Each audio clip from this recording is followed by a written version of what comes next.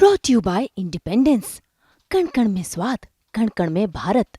सबसे बड़ी बात, जो वर्तमान विधायक थे जो अब सांसद बन चुके हैं जियाउर रहमान बर्क, उन्होंने भी कुंदरकी से बम्पर जीत दर्ज की थी। और दूसरी तरफ हम भारतीय जनता पार्टी को देखेंगे तो लगातार एक बार नहीं, दो बार नहीं, तीन बार, लगातार 3-4 बार भारतीय जनता पार्टी का उम्मीदवार यहाँ से हारता रहा है। हालांकि देखिए वहाँ पर दो फैक्टर काम कर जाते हैं हमेशा, मुस्लिम फैक्टर और एक तुर्क बिरादरी वहाँ की है।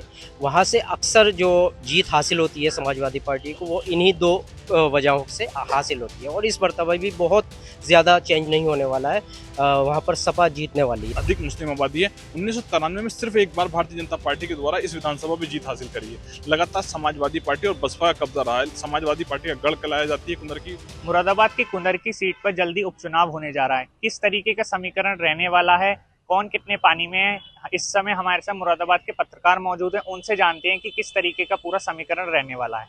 जी सर, क्या नाम है आपका? मैं संदीप सिंह मेरा नाम है। सर, क्या लगता है ग्राउंड को देखकर कौन कितने पानी में, किस तरीके का पूरा समीकरण रहने वाला है, इस चीज को देखते हैं जिस तरीके से अभी भाजपा में अंदरूनी कलह चल रही है? देखिए, उससे तो बहुत फर्क पड़ेगा, मैं मानता हूँ, क्योंकि जो अभी अंदरूनी जो लड़ाई लड़ रहे हैं और जो आपस में चल रही है उसको लेके, और क्योंकि कहीं समझा जा रहा था कि कुछ संभव है कि कुछ चेंजेस आ जाए, बदलाव हो जाए, लेकिन मैं नहीं समझ पा रहा हूँ कि इस बार कि कुछ बदलाव होगा। जैसा अब तक चला आया है कि वो सपा के खाते में रही है वाली सीट, और आने वाले समय में भी मैं समझता हूँ वो सीट सपा के खाते में ही जाएगी। सपा के खाते में नजर आ रही है। जी सर, क्या नाम है आपका? दीपचंद जोशी। क्या लगता है कौन कितने पानी में है और क्या लगता है कौन जीत रहा है कुंदर की सीट पर अभी के यहाँ देखा जाए? देखिए जगत जी, आत्मविश्वास नाम की एक चीज होती है जो कि बहुत बड़ी होती है। आप 2024 का लोकसभा चुनाव देखिए, समाजवादी पार्टी ने जीत नहीं दर्ज की बल्कि बम्पर जीत दर्ज की है। 37 विधायक उनके लोकसभा चुनाव में आए। लिहाजा समाजवादी पार्टी वालों का और जो उनके कार्यकर्ता हैं उनका आत्मविश्वास बहुत बड़ा हुआ। और पिछला रिकॉर्ड अगर हम यहाँ पर देखें तो लगातार समाजवादी पार्टी के जो लोग हैं वो कई बार यहाँ पर विधायक रह चुके हैं। सबसे बड़ी बात, जो वर्तमान विधायक थे जो अब सांसद बन चुके हैं जियाउर रहमान बर्क, उन्होंने भी कुंदरकी से बम्पर जीत दर्ज की थी। और दूसरी तरफ हम भारतीय जनता पार्टी को देखेंगे तो लगातार एक बार नहीं, दो बार नहीं, तीन बार, लगातार 3-4 बार भारतीय जनता पार्टी का उम्मीदवार यहाँ से हारता रहा है। ऐसे में जो पलड़ा है वो कहीं ना कहीं समाजवादी पार्टी का भारी दिख रहा। जी, क्या नाम है सर आपका? शारिक। क्या लगता है मुस्लिम चेहरा अगर बीजेपी उतार देती है तो उससे कुछ चेंजेस नजर आएंगे? देखो जगत, लगातार जिस तरीके से भारतीय जनता पार्टी के द्वारा सबके साथ सबका विकास का दावा किया जा रहा है, अगर उस तरीके से काम हुए ग्राउंड जीरो तो भाजपा को कहीं ना कहीं फायदा मिलेगा, क्योंकि वहां पर 60% से अधिक मुस्लिम आबादी है। 1993 में सिर्फ एक बार भारतीय जनता पार्टी के द्वारा इस विधानसभा में जीत हासिल करी है। लगातार समाजवादी पार्टी और बसपा का कब्जा रहा है। समाजवादी पार्टी का गढ़ कहलाया जाती है कुंदरकी जो विधानसभा है। अगर बात करें कुंदरकी विधानसभा की तो लगातार सब नेताओं के दावे हैं। अब देखना ही होगा कौन सी पार्टी किस प्रत्याशी को उतारती है वो मैदान में, कि लोगों के बीच जाकर कितना मना पाता है लोगों को।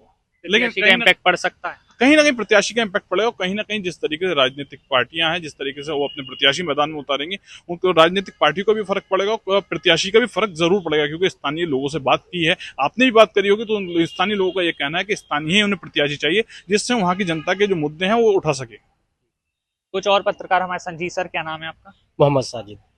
मुस्लिम आबादी एक्स फैक्टर कही जाती है कुंदरकी की। क्या लगता है अगर मुस्लिम प्रत्याशी बीजेपी उतार दी है तो क्या समाजवादी पार्टी को टक्कर दे पाई? क्योंकि अभी तो समाजवादी पार्टी आगे दिख रही है अगर पत्रकारों की माने तो। नहीं, ऐसा मुमकिन नहीं हो पाएगा। उसकी वजह है कि अभी पिछले 2024 के जो इलेक्शन हुए हैं उसमें जिस तरह की कारकर्दगी रही है भारतीय जनता पार्टी की, तो नहीं लगता कि ऐसा कुछ चेंज हो पाएगा। हालांकि देखिए वहाँ पर दो फैक्टर काम कर जाते हैं हमेशा, मुस्लिम फैक्टर और एक तुर्क बिरादरी वहाँ की है।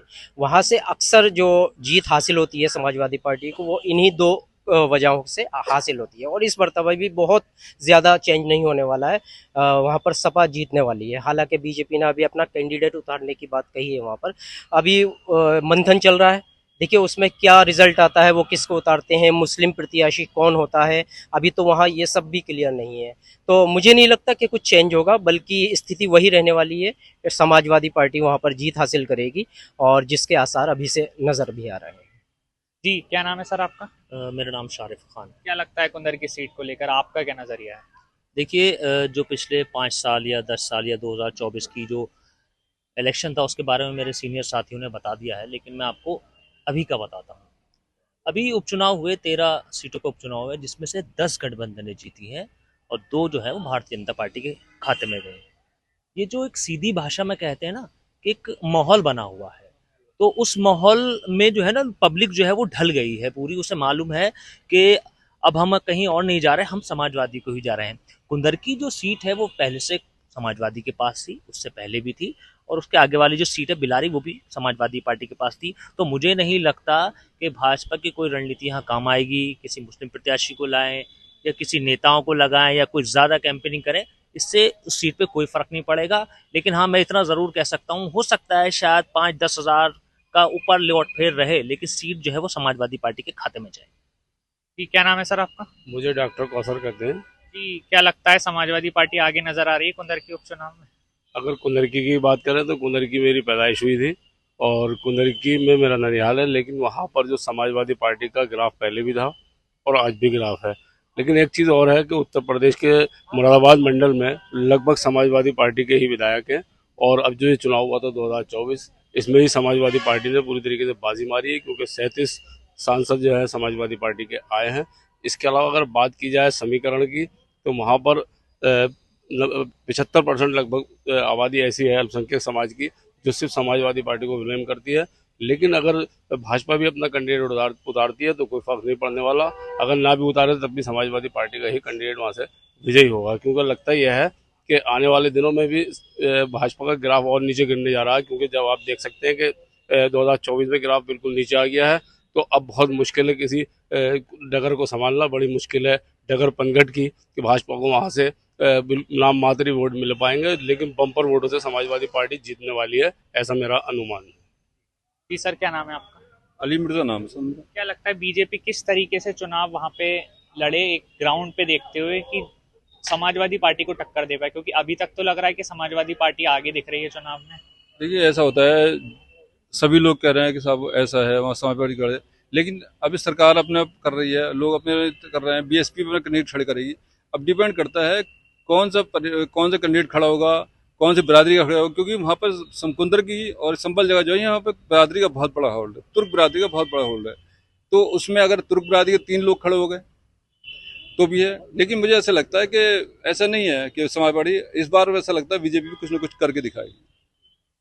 तो ये थे हमारे संग कुछ स्थानीय पत्रकार जिन्होंने कुंदर की सीट पर अपना पॉइंट ऑफ व्यू रखा, अपना समीकरण बताया कि किस तरीके से समाजवादी पार्टी वहां पे आगे है, और भाजपा को अगर वहां पे टक्कर देनी है तो विकास के मुद्दों पर, आने वाले अलग अलग मुद्दों पर वहां पे काम करना होगा। मुरादाबाद से जगत गौतम, यूपी तक।